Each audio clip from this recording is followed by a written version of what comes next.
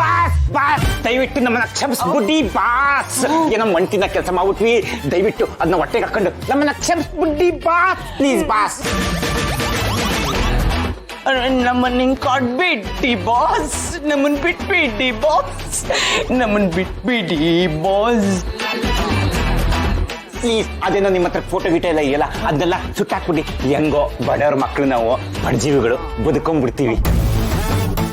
ನೀವದ್ರೂ ಅಷ್ಟೇ, ಬಿದ್ರು ಅಷ್ಟೇ, ನಾವು ನಿಮ್ ಪಾದ ಬಿಡೋದಿಲ್ಲ. ಬಿಡನು ನಿಮ್ಮ ಪಾದ, ಬಿಡನು ನಿಮ್ಮ ಪಾದ ಗುರುವೇ, ಬಿಡನು ನಿಮ್ಮ ಪಾದ ಗುರುವೇ, ಅಲ್ಲ ಬಿಡಬರೇ ಬಿಡನು ನಿಮ್ಮ ಪಾದ. ಬಾಸ್ ನಾವಲ್ಲ, ಬಾಸ್ ಇನ್ನೇನ್ ಬರ್ತಾರೆ.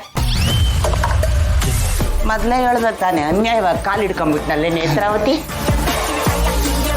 ಅಲ್ಲ ಮಮ್ಮಿ, ಈ ಕತ್ಲೆ ಗೋಡನ್ನಲ್ಲಿ ಈ ಲೇಡಿ ಬಾಡಿ ಗಾರ್ಡ್ನ ಹಾಕೊಂಡು ನಮ್ಮನ್ನ ಇಲ್ಲಿ ಕರ್ಕೊಂಡ್ ಬಂದಿದಾರಲ್ಲ, ಅಪ್ಪಿ ತಪ್ಪಿ ಕಿಡ್ನಿ ಏನಾರ ಕಿತ್ಕೊಂಡು ಕಳಿಸ್ಬಿಟ್ರೆ? ದರಿದ್ರ, ಕಿಡ್ನಿ ಆದ್ರೆ ಎರಡದವೆ, ಆದ್ರೆ ಜೀವನ ಅನ್ನೋದು ಒಂದೇ ಅಲ್ವೇನಮ್ಮ. ಅದೇನಾದ್ರು ಹೋಯ್ತು ಅಂದ್ರೆ ಏನೋ ಮಾಡೋದು. ಅಯ್ಯೋ ಮಮ್ಮಿ, ಇವ್ರ ಬಾಸ್ ಬರ್ತಿದ್ದಂಗೆ ಅವ್ರ ಕಾಲ್ಗೆ ಅಡ್ಡಡ್ಡ ಉದ್ದುದ್ದ ಬಿತ್ತು ಉರುಳು ಸೇವೆನಾರ ಮಾಡಿ ಅವ್ರನ್ನ ಹತ್ತು ಕರೆದಾದ್ರು ಸರಿ, ದಯವಿಟ್ಟು ನಮ್ಮನ್ನ ಕ್ಷಮಿಸ್ಬಿಟ್ಟಿ ಬಾಸ್ ಅಂತ ಕೇಳ್ಕೊಂಡ್ಬಿಡ್ಬೇಕು. ಅದು ಬಿಟ್ರೆ ನಮ್ಗೆ ಇನ್ನೇನ್ ಗತಿ ಇದೆಯಪ್ಪ, ಮಾಡಿದ್ದು ಮಾರಾಯ ಅಂತ ಅದನ್ನೇ ಮಾಡೋಣ. ಆದ್ರೆ ನೋಡು, ಈ ಇವರೇ ಹಿಂಗಿರ್ಬೇಕಾದ್ರೆ ಇವರ ಬಾಸ್ ಹೆಂಗಿರ್ತಾರೋ ಇಮ್ಯಾಜಿನ್. ಇದು ನಿಮ್ ಕಾಲು.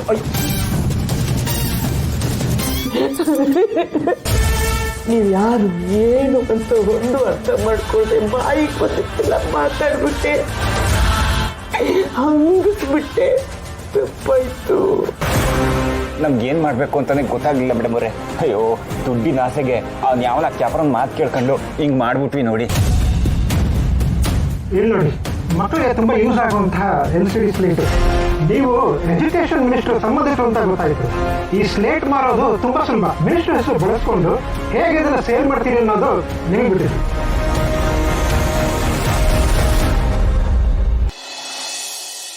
ದಯವಿಟ್ಟು ಕ್ಷಮಿಸ್ಬಿಡಿ ಮೇಡಮ್ ಅವರೇ. ನಾಚಿಕೆ ಆಗಲ್ವಾ ನಿಮಗೆ? ದುಡ್ದು ತಿಂದ್ರೆ ನೆಮ್ಮದಿ ಇರುತ್ತೆ, ಈ ತರ ಮೋಸ ಮಾಡಿ ತಿಂದ್ರೆ ಒಂದೊಂದ್ ಕ್ಷಣನೂ ಭಯದಿಂದ ಒದ್ದಾಡ್ಬೇಕಾಗುತ್ತೆ. ನೀವು ಮಾಡಿರೋ ತಪ್ಪಿಗೆ ನಿಮಗೆ ಶಿಕ್ಷೆ ಆಗ್ಲೇಬೇಕು.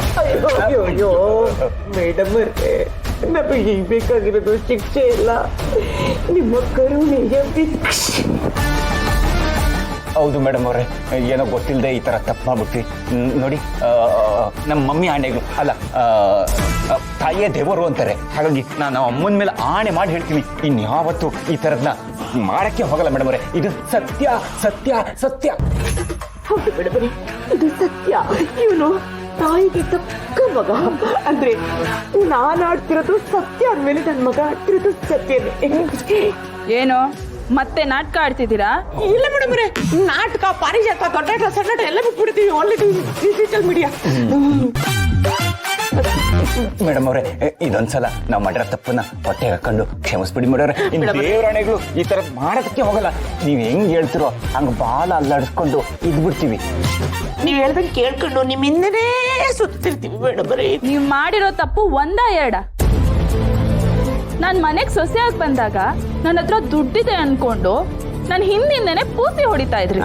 ಆಮೇಲೆ ನನ್ನ ಹತ್ರ ದುಡ್ಡಿಲ್ಲ ಅಂತ ಗೊತ್ತಾಗಿದ ತಕ್ಷಣ ಬಿಡಿ ಕಾಸಿಗೂ ಬೆಲೆ ಇಲ್ಲ ಅನ್ನೋ ಹಾಗೆ ಹಂಸಿ ಮಾತಾಡಿದ್ರಿ.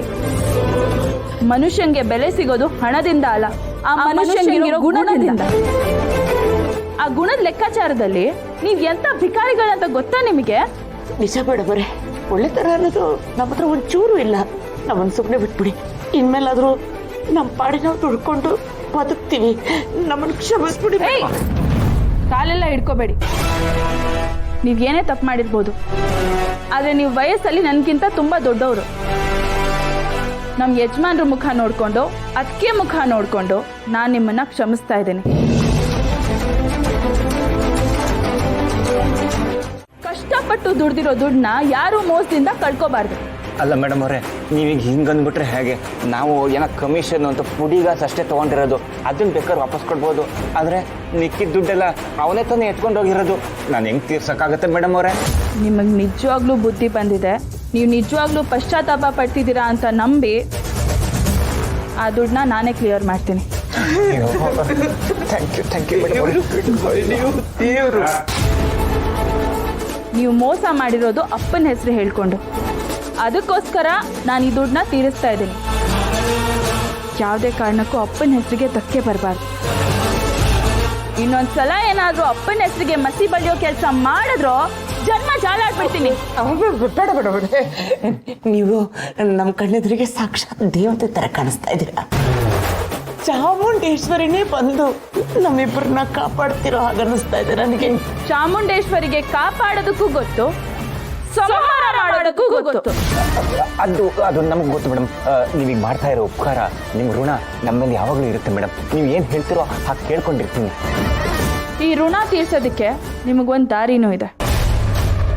ನಾನು ಇಷ್ಟೆಲ್ಲ ನಿಮಗೋಸ್ಕರ ಮಾಡ್ತಿರೋದ್ರಿಂದ ನೀವು ನನಗೋಸ್ಕರ ಒಂದು ಕೆಲಸ ಮಾಡಬೇಕು. ನಮ್ಮಿಂದ ಕೆಲಸ ಆಗ್ಬೇಕಾ ಮೇಡಮ್ ಅವರೇ? ಹೇಳಿ, ಅದೇನು ಅಂತ ಹೇಳಿ. ನಮ್ಮ ಪ್ರಾಣ ಬೇಕಾದರೂ ಕೊಟ್ಟು ಮಾಡ್ತೀವಿ. ಮೇಡಮ್ ಅವರೇ, ನಿಮ್ಮ ಮಾತು ಅಂದ್ರೆ ನಮಗೆ ವೇದ ವಾಕ್ಯ ಇದ್ದಂಗೆ. ನೀವು ಕಾಲಲ್ಲಿ ತೋರಿಸಿದ ಕೆಲಸನ ನಾವು ತಲೆ ಮೇಲೆ ಹೊತ್ಕೊಂಡು ಮಾಡ್ತೀವಿ. ಹೇಳಿ, ಅದೇನಾಗಬೇಕು ಅಂತ.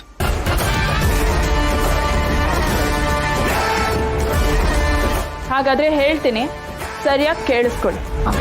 ಏನು ಮೇಡಮ್ ಅವರೇ? ನೀವಿಬ್ರು ಧನಲಕ್ಷ್ಮಿ ಅದಕ್ಕೆ ಹಾಗೆ ಐಶು ಪುಟ್ಟ, ನೀವಿಷ್ಟು ಜನ ಮನೆ ಖಾಲಿ ಮಾಡ್ಕೊಂಡು ಹೊರಟೋಗ್ಬೇಕು.